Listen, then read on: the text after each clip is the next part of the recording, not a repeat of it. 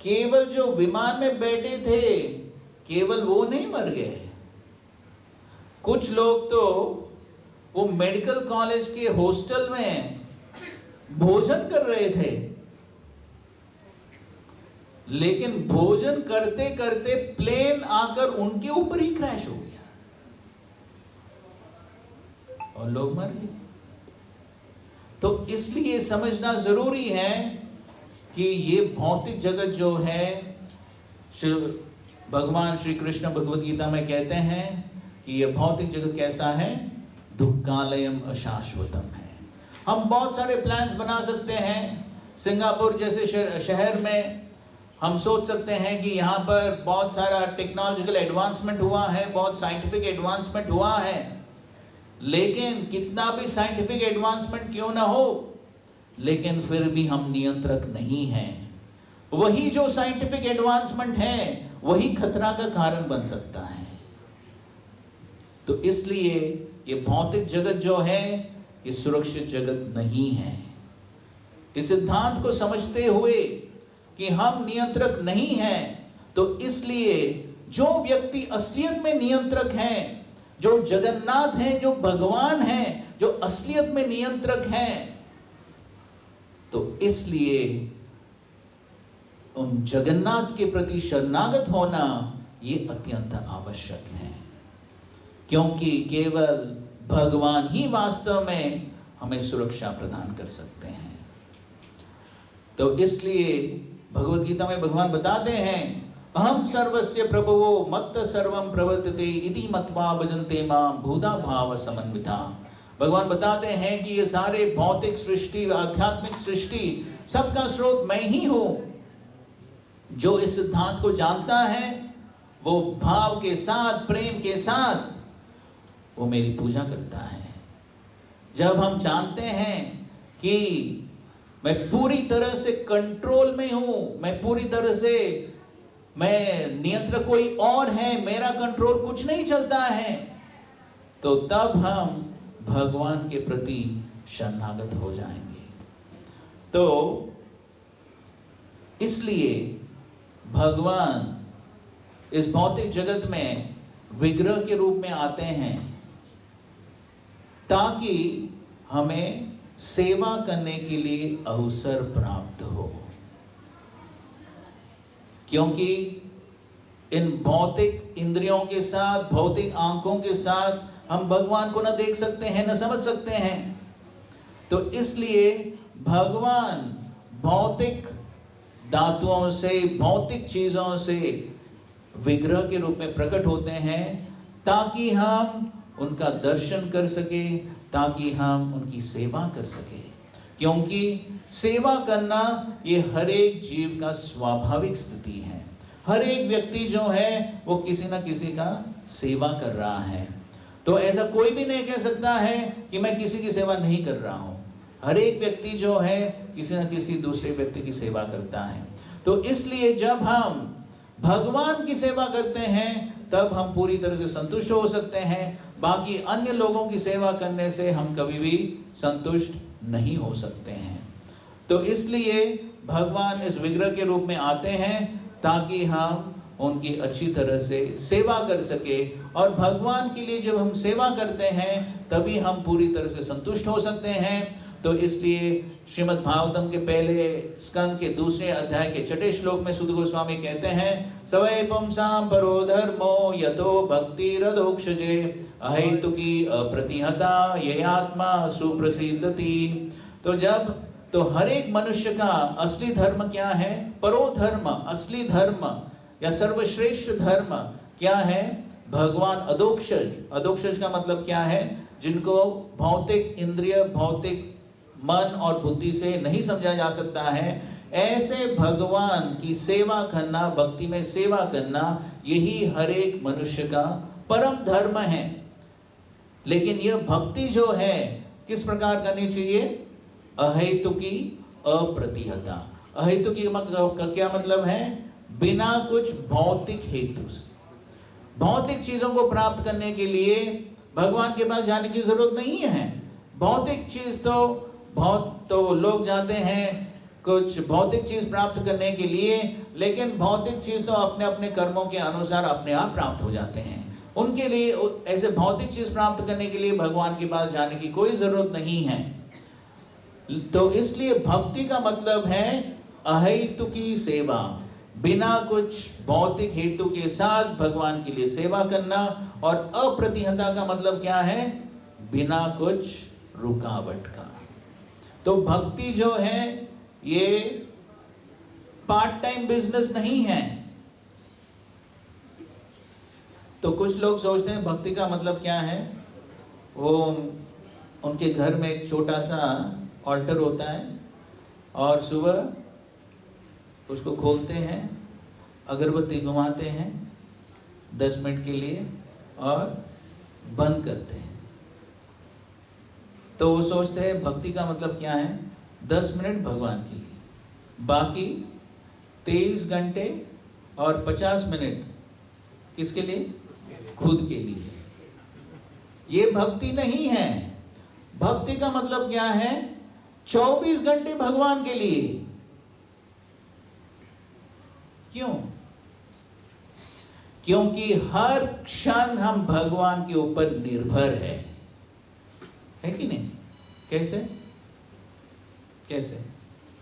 अगर कोई पूछता है हर क्षण हम भगवान के ऊपर निर्भर, हाँ, तो हर क्षण हम क्या ले रहे हैं? सांस ले रहे हैं, हवा, ऑक्सीजन। कोविड के समय लोगों को पता चला वो ऑक्सीजन का क्या महत्व है, उस समय सबको पता चला। तो हमने सुना था एक व्यक्ति कोविड के समय वो हॉस्पिटल में भर्ती हो गया, तो कुछ 6-7 दिन के लिए। उसके बाद उसको डिस्चार्ज किया गया और हॉस्पिटल ने बहुत बड़ा बिल दे दिया।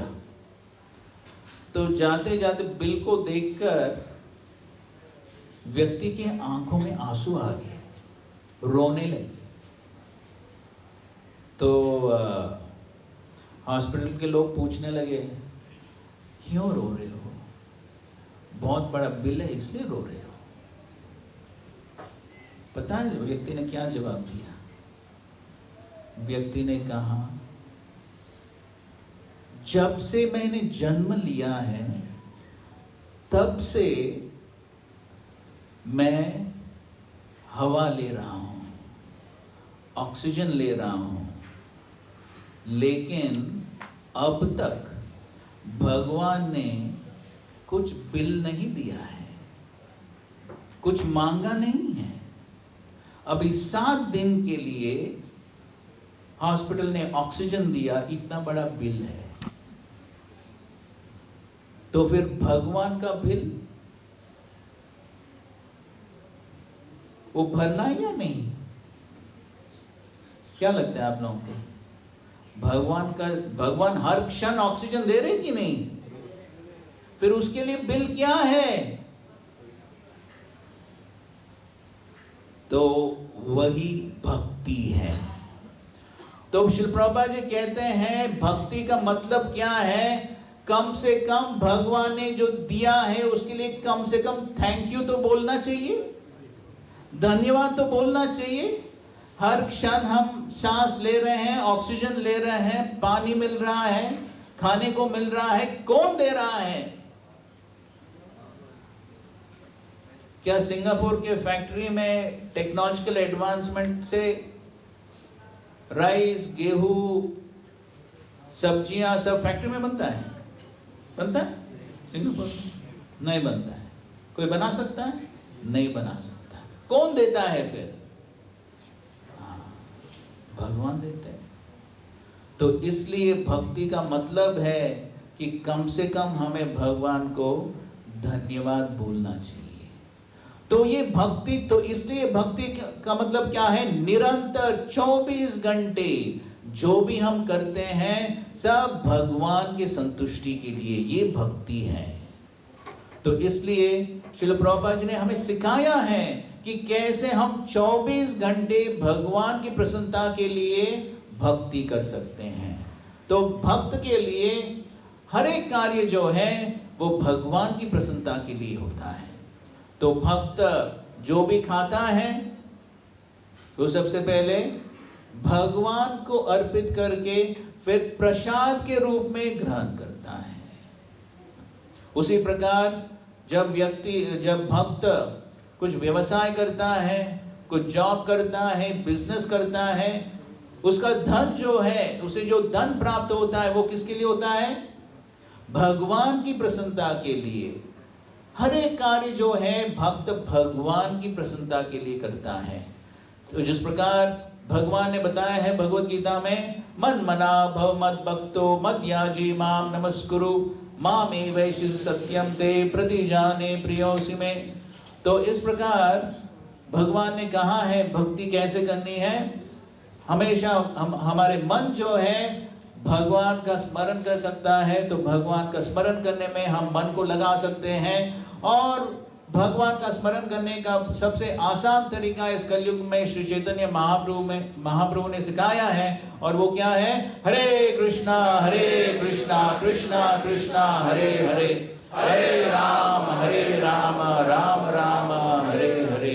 तो वहां पर हम देख सकते हैं श्री चैतन्य महाप्रभु जगन्नाथ बलदेव सुभद्रा के सामने बहुत सुंदर तरीके से नृत्य कर रहे हैं। और जब श्री चैतन्य महाप्रभु जगन्नाथपुरी में थे तो हर साल उनका एक ये विशेष लीला होता था कि हर साल श्री चैतन्य महाप्रभु बंगाल के सभी भक्तों के साथ बहुत ही उत्साह के साथ इस जगन्नाथ रथ यात्रा में भाग लेते थे।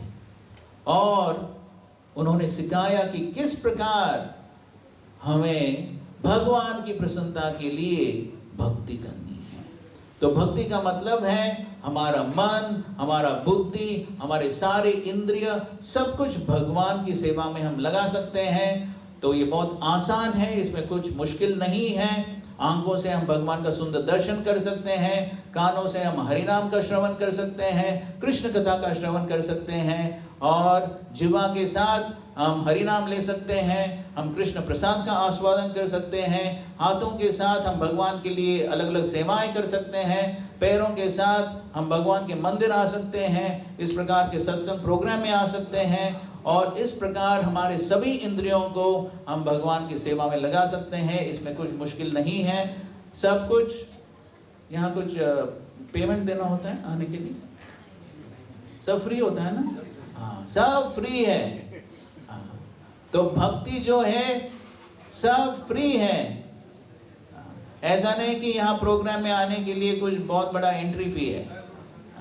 तो श्री चैतन्य महाप्रभु और फिर श्री प्रभुपाद ने बहुत आसान बना दिया है। सब कोई भी हो, बूढ़ा व्यक्ति हो, जवान हो, बच्चा हो, स्त्री हो, पुरुष हो, कहीं से भी हो। कोई भारतीय हो सकता है, कोई चाइनीज हो सकता है, कोई मलेशियन हो सकता है, कोई भी हो सकता है, कहीं से भी हो सकता है। भाषा समझे या ना समझे, ये श्री प्रभुपाद जी कहते हैं कि ये हरे कृष्ण महामंत्र जो है ये क्या है? ये इंटरनेशनल मंत्र है।